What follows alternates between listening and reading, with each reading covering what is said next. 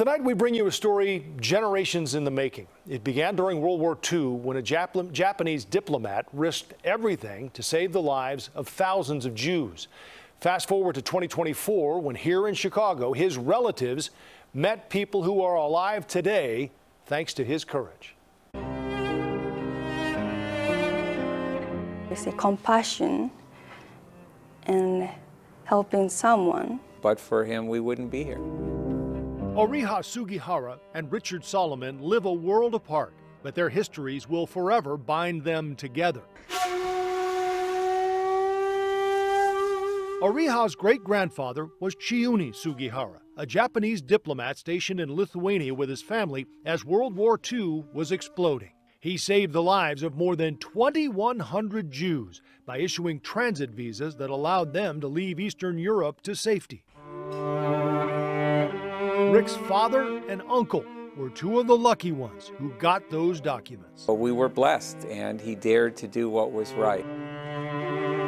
It was a decision that cost Chiune and his family dearly, then and years later. But his granddaughter, Madoka Sugihara, told us through a translator, for him to help other people and to be of service to others was the most utmost importance.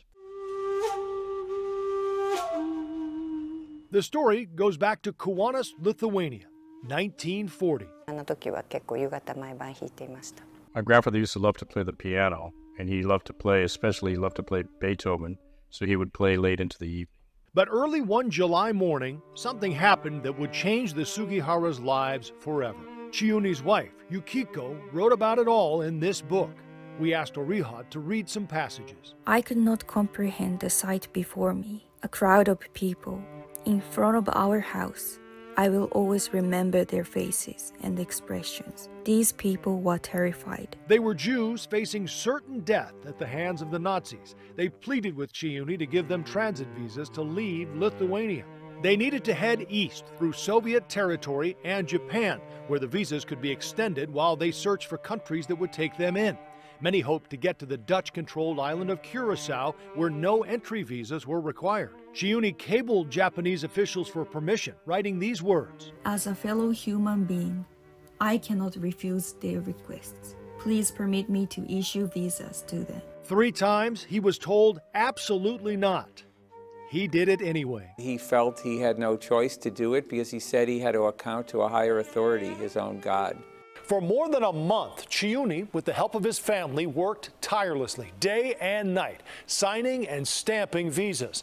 They were not legal, but amazingly, no one caught on. But what he did in the end cost him his job and his life as a diplomat. He had already made peace with himself that this was not going to be the greatest thing for his career. At one point, he was penniless on the streets of Tokyo. There was no doubt the decision he had made was worth any hardship he endured. Only late in his life did Chiune learn how many people he had saved.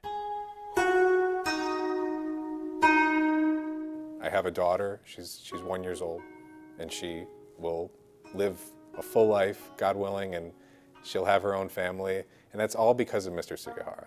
Rick's son, Mark Solomon, belongs to yet another generation of Sugihara survivors. They've made it their mission to keep the story alive. And that's why these documents, visas, records, photos, and more are part of a permanent Sugihara exhibit at the Illinois Holocaust Museum and Education Center in Skokie. Sugihara's story is one that really demonstrates the diversity of people who took a stand, who were what we call upstanders, as opposed to bystanders who really made the choice to do nothing. Rick, a museum co-founder, sees his own story on this wall.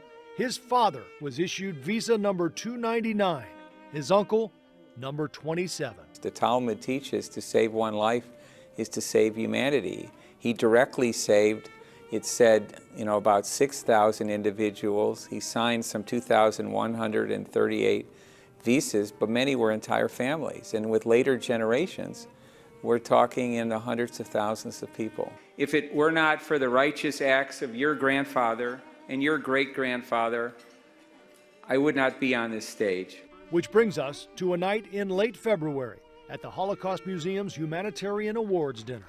Consul General Sugihara dared to do what was right. Madoka and Ariha received an award honoring Chiuni. Joining them on stage, descendants of just some of the people Chiuni saved. Scores of people who never would have been born had it not been for him. With me this evening are 4 generations of Sugihara visa recipients from age 92 years to 12 weeks old. To hear these stories and all that he did,